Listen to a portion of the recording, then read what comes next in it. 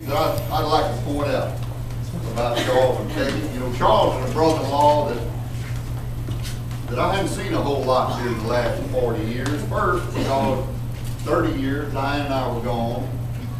And the last 10 years, with the exception of the past 3, Charles was away from home quite a bit.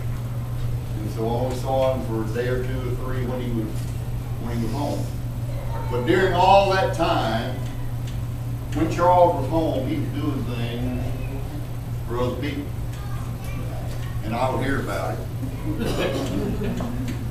And in the world we live in today, I think most people are takers.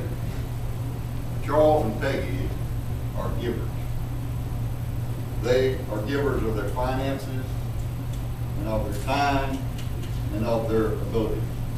They've done this for our family members, and they've done it for Charles' family members as well, and for others when the need arose. When Charles' daddy needed a place to live, Charles and Peggy bought a trailer and had it moved in for that purpose. They paid others' bills until they could get back on their feet. Instead of selling their trailer when they built a new home, they brought it over to Donnie's lot on Lake Claiborne so all of us could enjoy it and use it there on the lake.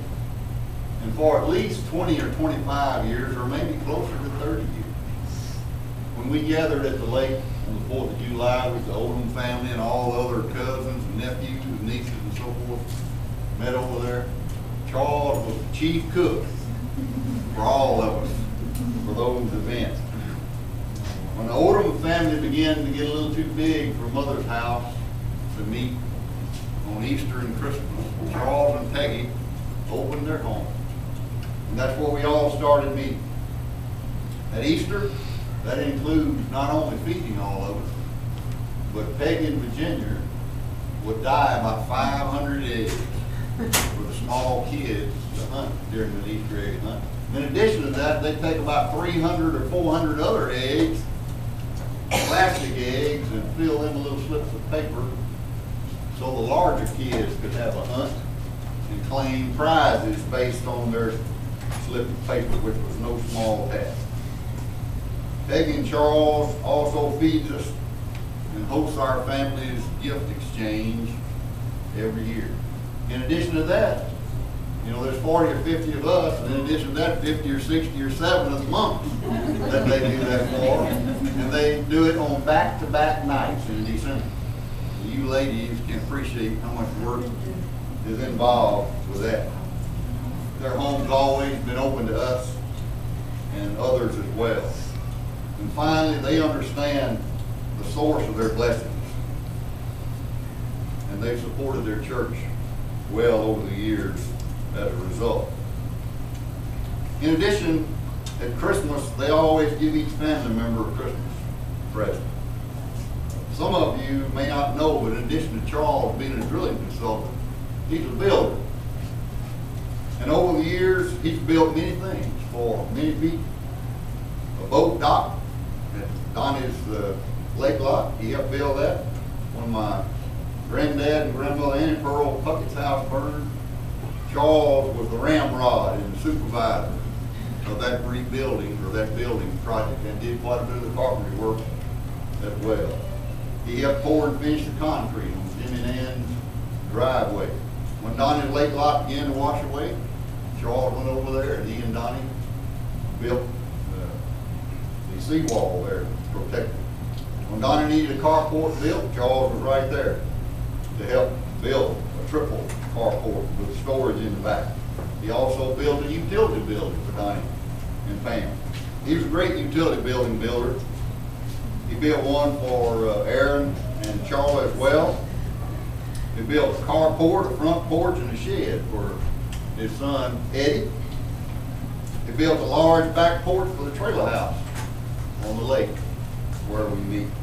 And he built a first-class 2-story cedar playhouse for his grandkids, which you'll see when you drive by his place. He helped his brother, Johnny, build a shop. and he's built multiple deer stands for various individuals. He's told me before that a lot of times he'd lay in bed at night when he got ready to build something or was thinking about building something, and he would visualize exactly how it ought to be built. And he'd get up the next day and get with it. In fact, before Charles' health failed, he could do most anything he set his mind to do. He could not only do it, but he could do it fast. And he always timed himself, and he could tell you how long it took. Immediately, Donnie walked in.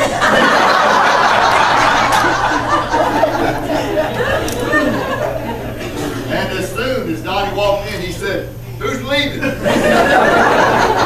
Charles says, "I'm not."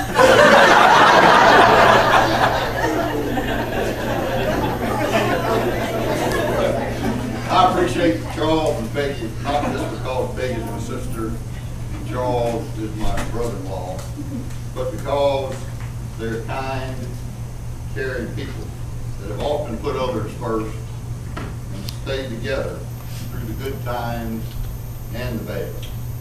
I love them and thank the Lord that they're part of our family, for what they meant to our families and to others over the years. I hope the Lord will give them another 40 years together and with us. Thank you.